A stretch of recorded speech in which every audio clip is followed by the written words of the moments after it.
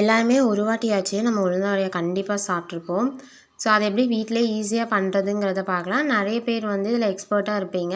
So நான் வந்து பிகினர்ஸ்க்காக தான் இந்த வீடியோ அப்லோட் பண்ணுறேன். நானே ஒரு பிகினர் தான். ஸோ நான் என்னெல்லாம் தப்பு பண்ணேன், என்னோடய எக்ஸ்பீரியன்ஸை ஷேர் பண்ணிக்கிறேன். ஸோ உளுந்த வடை சுடுறது அவ்வளோ கஷ்டம்லாம் கிடையாது. நானே வந்து அந்த ஷேப் வராது, அந்த ஹோல்லாம் கரெக்டாக நமக்கு வராது அப்படின்னு சொல்லிட்டு நான் பண்ணாமையே விட்டுருவேன். சரி ஒரு நாள் ட்ரை பண்ணி பார்ப்போன்னு ட்ரை பண்ணேன். பட் நல்லா பர்ஃபெக்டாக தான் வந்துச்சு. நான் இதுக்கு வந்து கொஞ்சம் அமௌண்ட் தான் எடுத்திருக்கேன். ஃபர்ஸ்ட்டு ட்ரை பண்ணுறீங்க அப்படின்னா எப்போவுமே கொஞ்சம் அமௌண்ட்டில் ட்ரை பண்ணுங்கள். எடுத்தோடனே பல்காக இது பண்ணி வேஸ்ட் பண்ணிடாதீங்க. இதுக்கு நான் வந்து ஒரு 100 கிராம் வந்து உளுந்து எடுத்திருக்கேன். அண்ட் இதை நான் வந்து 3 ஹார்ஸ் வந்து ஃபுல்லாக ஊற வச்சுருந்தேன். அதுக்கப்புறமா அதை எடுத்து நம்ம தண்ணி ஊற்றாமல் இந்த மாதிரி அரைச்சிக்கணும். அப்புறம் தேவை அப்படின்னா கொஞ்சமாக தண்ணி ஊற்றி நல்லா அரைச்சி எடுத்துக்கோங்க. பிகாஸ் நம்ம ஊற வைக்கலையே உளுந்து நிறைய தண்ணியை வந்து அப்சர்வ் பண்ணி இருக்கும். அதனால் அதுவே போதும் அப்படின்னா விட்டுருங்க. இல்லைன்னா இந்த அளவுக்கு வர்றதுக்கு நீங்கள் தண்ணி ஊற்றிக்கோங்க. அதுக்கப்புறமா நம்ம ஒரு வெங்காயம், ஒரு மிளகாய், கொஞ்சம் கருவேப்பிலை வந்து சாப் பண்ணி வச்சுக்க போகிறோம்.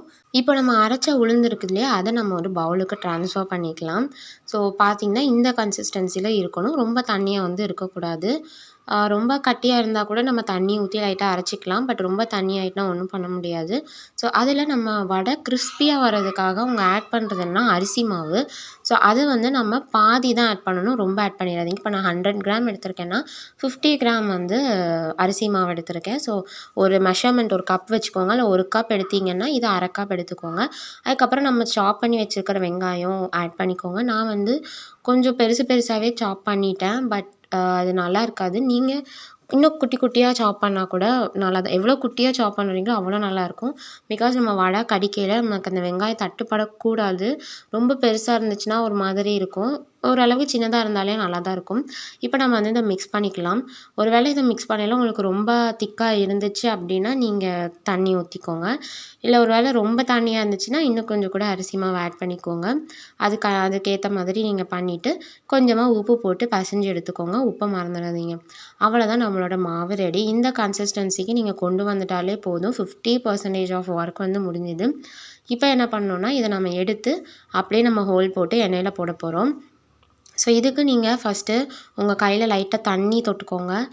எண்ணெய் கூட வேண்டாம், தண்ணி தொட்டாலே போதும். ஈஸியாக மாவு வந்து வந்துடும் கலண்டு. தண்ணி தொட்டுட்டு இந்த மாதிரி லைட்டாக கொஞ்சமாக மாவு எடுத்துகிட்டு ஹோல் போடையில் இந்த மாதிரி நீங்கள் போட்டிங்கன்னா உங்களுக்கு எண்ணெயில் போடையில் ஹோல் வராது. அதனால் நான் வீடியோவில் காட்டுற மாதிரி நீங்கள் ஹோல் போட்டுக்கோங்க. அதுக்கப்புறமா அதை அப்படியே நீங்கள் எண்ணெயில் போட்டுருங்க.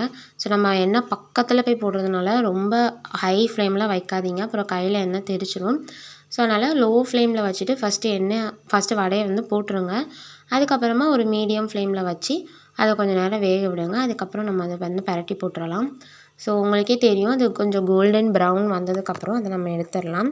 பார்த்திங்கன்னா ஏன் நடுவில் வந்து ஓட்டை போடுறாங்க அப்படின்னா, ஸோ உளுந்த வடையை பொறுத்த வரைக்கும் நம்ம அப்படியே ரவுண்டாக போட்டோன்னா எல்லா இடமுமே வேகும். பட் நடுவில் மட்டும் வேகாது.